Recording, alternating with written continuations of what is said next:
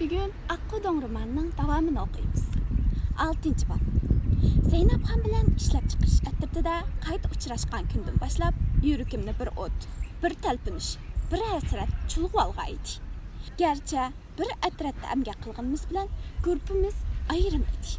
Faqat kech tarafda kunlik ish numarimizni baholgandila bir yerga kelalaydik.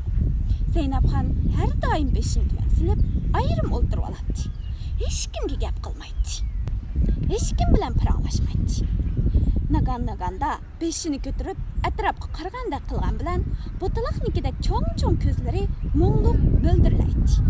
Aşı mo'ldirlashlarning qat-qattig'i tasvirligisiz bir hasrat, nadomatning yo'shirganligini bir malla his qila oladi. Aşı botaloq ko'zlarining menga bir qatam qarab qo'yishini shunchalik arzu qilardim. Ammo u bir juft botaloq ko'z atrofida hech kim yo'qdek to'liq parvosiz qaraydi.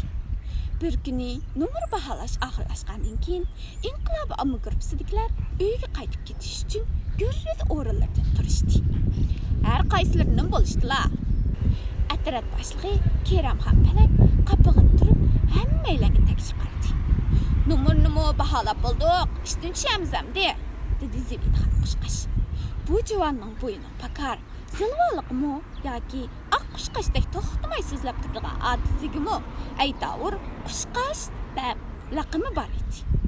Ishga chiqishga oldirmaganlar bilan ishdan tushishga ajab oldirayli ha. Zibidxon, dedi Keramxon Palak ta'addi bilan so'zlab. Bilib qo'ysizlar, bu aytishgandan beri atiganlik to'lqinga 7 qatim kechikib qollar. Kechikib qolgan bo'lsam, amgak numarimni tutib olaylar ayna, dedi Zibidxon qushqash bo'ynida shartoq qilib.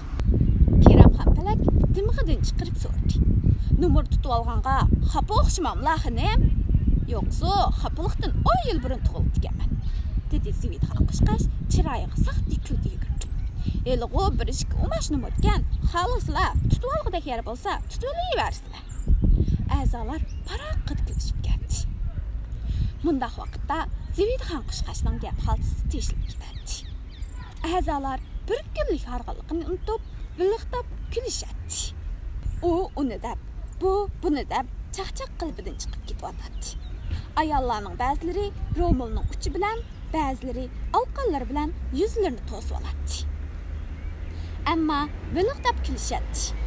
Men dematli bir qancha yigitlar bu chaqchaqlarning tegiga ancha yetmasakmi, erlarga qo'shilib tang yeyishadi. Tan bilan atrofimizdagi yosh juvonlarga, qizlarga qaraydik.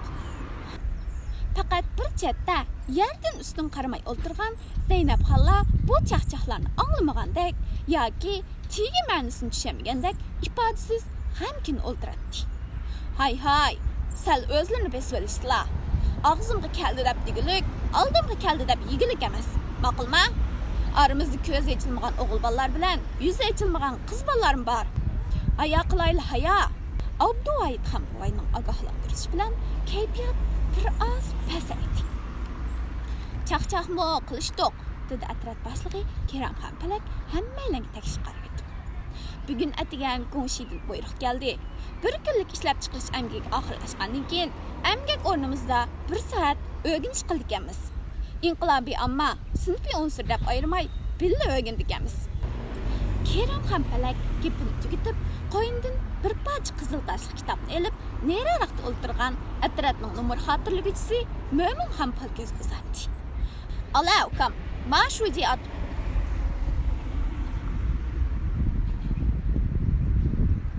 Ala, ukam, mana shu jihatimizning yo'l yo'riqidan bir qanchini o'qib o'tdi."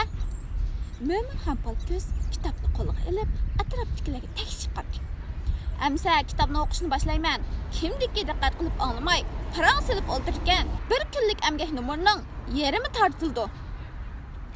"Numar tortishga bek amraqsan ha, bolam," dedi Abduayt ham buvay. "Xotirjam o'qiy. Mana shu jihatimizning so'zini quloq silib anglaymiz." Mo'min ham palkoz kitob o'qishga kirishdi. Bir kunlik amgakdan argan kishilar so'g'oq yerga chaplashib ketgan edi. Ayollar bir-biriga yo'linishib olgan. Erlarning ba'zilari tomoq o'rab chekishyotdi. Mo'min ham palkoz hech to'xtaydi. Uyga qaytishga tamoq etib qo'rsqin to'xlash qoldirib turgan a'zolar pat uningga to'xtab qolskan degan umidni qarab qo'yishadi. Kun o'ltirib qash qarayishga boshlagan edi. Bugungi o'rganish mush yergacha bo'lsin, dedi atrof boshlig'i Keramxon Po'lat Mo'minxon Polkizning to'tishini kutmaydi.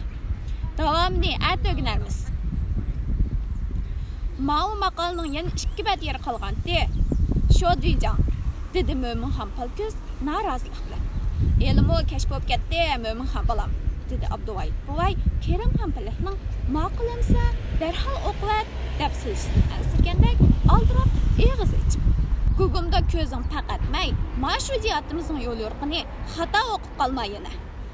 Xotirjam bo'lsizlar Abduvoyitga, dedi Zividxon qushqash. Mo'minxonning ko'zi kechidimi pallildab yenib turdi emasmi?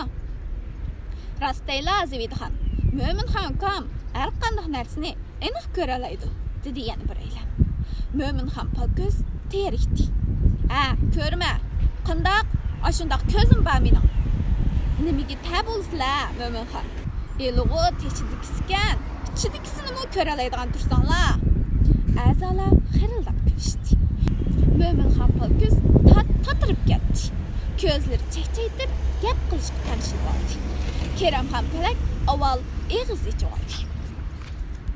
Bugungi emgak, o'rganishga fikringlar bormi, yo'ldoshlar? A'zolar bir-biriga qarab qo'yib, lamjim deyishibdi. Nimishqidir ixtiyorsiz qo'limni ko'tarib soldim. Ha, gap qila. Hamidxon ukam, dedi Keramxon Po'lat. Daqiqa o'ylanib olgandan keyin kallamga tuyuqsiz kelgan fikrni udulla davatdi. Bugungi o'rganishimiz pek yaxshi bo'ldi. Ertadan boshlab emgaknimi inqilobiy ammo sinfiy unsur deb ayirib o'ltirmay, mushundoq billa qilsak bo'lamdi. Ulug' doimiz mavjushi ittifoqlashishga tegishli barliq kuch bilan ittifoqlashinglar deb ta'lim bergan-ku bizga. Gapim Keramxon Po'latni o'ylantirib qo'ygan bo'lsa kerak, damoliqqa bir nima dedi.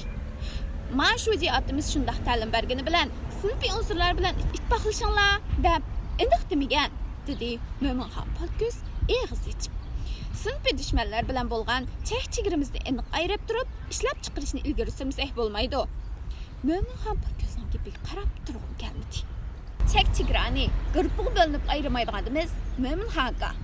Sinfiy unsurlar bilan chek-chegarani ayirish idea masalasiga berib taqildi. Guruhga bo'linish yoki bo'linmaslik ishlab chiqarishni ilgari surish bilan aloqasi yo'q-ku deyman. Bo'ldi, bu gapni talashmaylik, dedi Keramxon Po'lat das o'rnidan. Bu haqda yuqoridan yo'l yo'riq so'rab boqay. O'rganish tamom. Hammaylar gurrit o'ralib turishdi. Kiyimlardagi to'plarni paloq-paloq qilishdi. O'rlagan achchiq sho'rtga dimiqni ichishtirdi. O'zimni tutib ololmay, tirnachim tushkirvatdim. Aldirash ketayotgan kishilar orasidan har qancha qilibmi Zaynabxonni topa olmadim. Zaynabxon allaqachon gugum qo'yniga sig'ib ketgan edi. Astag'firullah, ma tushkurgimning yomon vaqti tutqinni qarmamdigan. Zaynabxon bilan mahalla to'xmushig'icha billa menga mengvalarman deb deganman. Keynidan qo'ylab boqaymi ya? Hamidxon bolam, ang'ay qilib turmay, ketma bilan tag'ani elib oling. Anamning buyrug'i bilan kallamdagi Zaynabxonning keynidan qo'g'lab yetishib olish xiyoli to'zoqdek to'zib ketdi. 7-bob. Mavjudotlar mehr-muhabbatdan yaralgan. Mehr-muhabbat ko'klaydi, baraq sallaydi. Hayotlik mehr-muhabbat bilan davomlashadi. Shunga tug'um qanday qimmatga ega bo'lgan bo'lsa, o'limmi shunday qimmatga ega. Bu odamning mayoqdan sozlig'ida paydo bo'lganqa xilli kunlar bo'ldi. Dastlabki kunlari sozliqning atrofini, daryo bo'ylarini takror aylandi. Turib xiyol suradi. Turib ketmani bilan tuproqni cho'nqir qo'lab boqadi. Turib atrofni inchiqlik bilan ko'zitib nimalarnidir didillaydi. Sozliqning suyini tetib boqadi. Sozliqdagi qushlarni biz oqqo'lardan tortib, yovg'az, yovi o'rdak, qashqaldoq, oqqo'tan, hangit, beliq, alg'ulargacha tafsili ko'rsatdi. Turqidan jangollıq qarg'uliq izlab kelgan 'tinchimidu. Jandarlarning hayot tirishidan qirqib, jon boqadigan rayimsiz, hiylagar ovuchig'im o'xshamaydi. Ko'zlari mehrlik, chiroyi yaqinlik edi. Şundaqdımı Akbola topini onundan ehtiyat qilishga buyurdi. U paydo bo'lsa, imkon bar sazliqning o'ttirsidagi bo'lib o'sgan bo'ri qo'pishning arsiga yushirinib oladi. Sazliqdagi xotirjamligimizni buzgan bu odamdan bezor bo'lardim. Uning bu yerdan ketishini, qaytib kelmasligini tilaydim. U sazliqqa qaytib kelganda yanchuqdan bir necha siqim qo'noq qilib bizga chechib berdi. Qo'noqni haringiz yemanglar, dedim Akbola topidagilarni ogohlantirib.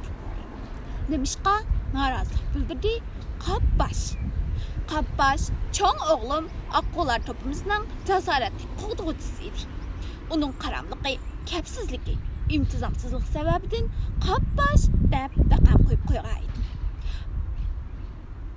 Odamlar jandorlarga sababsizdan chechib bermaydi. Biror yomon niyat bo'lishi mumkin. Kim biladi? Qo'noqda zahar bormi texi? Qapbash gapimga qoyil bo'lmagan bo'lsa-mu, bo'yin tavliq qilmadi. Qo'noqlarni sazliqdagi boshqa qushlar talishib, maz qilib yeyishdi. Ular qo'noqni yeb, ishning bo'lmadiga ayna. Yanala biz savr qilayli, o'g'lim.